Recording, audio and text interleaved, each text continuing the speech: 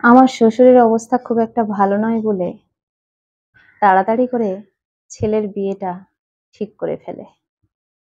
এক প্রকার তড়িঘড়ি করে আমাদের বিয়েটা হয়।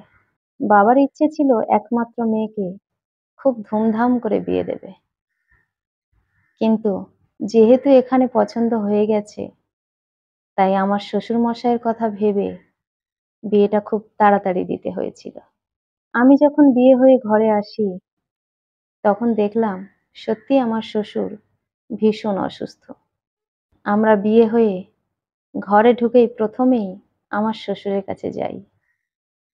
আমার শ্বশুর আমাদের আশীর্বাদ করে বলে, বৌমা, আমার জন্য তোমাদের খুব তাড়াহুড়ো করতে হলো। তোমার বাবার মনের স্বাদ হয়তো পূর্ণ হলো না। তাদের একমাত্র মেয়ে তুমি। আমার কারণেই এত তাড়াহুড়ো করতে হয়েছে। তার জন্য আমাকে তুমি ক্ষমা করো বৌমা। আমি বললাম, না না বাবা, এরকম করে বলবেন না। আমারও তো সৌভাগ্য যে আপনাকে দেখতে পেলাম। যদি সমস্ত স্বাদ পূর্ণ করতে গিয়ে আপনার কিছু হয়ে যেত, তাহলে আমি নিজেকে ক্ষমা করতে পারতাম না। আর আপনাকেও তো দেখতে পেতাম না। আমার শ্বশুরমশাই আমার কথাতে ভীষণ খুশি হলো। তারপর খুব আস্তে আস্তেই আমার শাশুড়ি মায়ের কানে কানে কি যেন একটা বলল। তারপরে আমার শাশুড়ি মা আলমারি খুলে একটা ছোট্ট মতো গয়নার বাক্স বের করে আমার শ্বশুরের হাতে দিল। আমার শ্বশুরমশাই সেখান থেকে একটা সীতাহার বের করে আমার হাতে তুলে দিল। আর আমাকে বলল, মা, এটা আমার মায়ের গয়না। আমার মা তোমার শাশুড়ি মাকে দিয়েছিল। আর তোমার শাশুড়ি মায়ের শখ তার একমাত্র ছেলের বউকে এই সীতাহারটা দেবে। তারপর আমার শ্বশুরমশাইয়ের কথা মতো আমার শাশুড়ি মা হারটা আমার গলায় পরিয়ে দেয়। আমি আমার শ্বশুরমশাই এবং শাশুড়ি মাকে প্রণাম করে ঘরে চলে এলাম।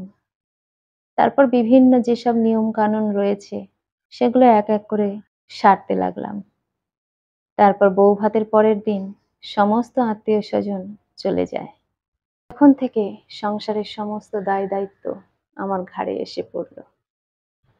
শাশুড়ি মা সবসময় শ্বশুর মশাইকে নিয়ে ব্যস্ত থাকে। আমার শ্বশুর মশাই অসুস্থ হওয়ার জন্য নিজের কোনো কাজ নিজে করতে পারে না, তাই আমার শাশুড়ি মাই সবকিছু করে দেয়, আর আমি সংসারের কাজগুলো সারি। আমি আর শাশুড়ি মা মিলে সংসারটা বেশ ভালোভাবে চালাচ্ছি। আমি মাকে বলেছি, মা, বাবার যে কোনো কাজ শুধু আপনাকে করতে হবে এমনটা নয়। যদি কখনো আমাকে দরকার পড়ে আপনি বলবেন। সেই মতো আমি আর শাশুড়ি মা দুজনে মিলে আমার শ্বশুর মশাইকে দেখভাল করছি এবং সবকিছু সামাল দিচ্ছি। আমাদের দুজনের সেবাতে আমার শ্বশুর মশাই আস্তে আস্তে সুস্থ হতে লাগলো। সবাই তো অবাক, যে মানুষটার মরণ খবর প্রায় ছড়িয়ে গেছিল, সেই মানুষটা কি করে সুস্থ হয়ে উঠছে। আমি আর মা দুজনে মিলে বাবাকে আস্তে আস্তে ধরে ধরে হাঁটাতে শুরু করলাম। ডাক্তারের পরামর্শ অনুযায়ী ওনাকে হাঁটাই। একটু একটু করে হাঁটাতে হাঁটাতে আজ বাবা অনেকটাই সুস্থ হয়ে গেছে। একদিন আমার শাশুড়ি মা বলল, বৌমা, তুমি ছিলে বলে আজকে তোমার বাবাকে সুস্থ করতে পেরেছি। আমি বললাম, কেন? আপনি তো সবসময় বাবাকে সেবা করেন। মা বলল, না না বৌমা, তখন আমি এতটা করতে পারতাম না। রান্না বান্না, সংসার সামলানো, তারপর তোমার বাবাকে দেখা, আমি তোমার বাবাকে এত খেয়াল করতে পারতাম না। তুমি আসার পর যেটা করতে পারছি। তুমি আসার পর সংসারটা সামলাচ্ছ, আর আমি তোমার বাবাকে পুরোপুরি দেখভাল করতে পারছি। কখনো কখনো তুমি এসে যে আমাকে সাহায্য করছো, তোমার বাবাকে যে দেখভাল করছো মাঝে মাঝে, সেটাতেও তোমার বাবার অনেক উপকার হয়েছে। সত্যি বৌমা, তুমি আমার ঘরের লক্ষ্মীর মতো। তুমি এসেছো বলেই আজকে তোমার বাবাকে আমি সুস্থ করতে পেরেছি। আমার শ্বশুরমশাই বলল, বৌমা, তোমাকে আমি আজ থেকে বৌমা নয়, মা বলেই ডাকবো। আমি বললাম, কেন বাবা? বাবা বলল, তা নয় তো কি, তুমি এসেছো বলেই না তোমরা দুজনে মিলেই আমাকে দেখভাল করে এতটা সুস্থ করে তুলতে পেরেছো। নইলে কি আর আমি সুস্থ হতে পারতাম জীবনে? যে মানুষটার মৃত্যুর খবর হয়ে গেছিল, তোমাদের বিয়েটা তড়িঘড়ি করে দিতে হয়েছিল, সেই মানুষটা আজ উঠে হাঁটছে। সেটা কি কম ব্যাপার?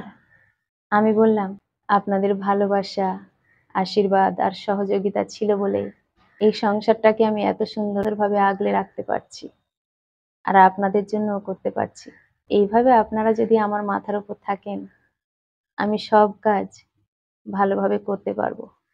আমার শ্বশুর বলল, তোমার মতো বৌমা কপাল করে পেয়েছি মা। সবসময় তুমি আমাদেরকে এইভাবে দেখে রেখো মা। তোমার কাছে আমরা খুব নিশ্চিন্ত।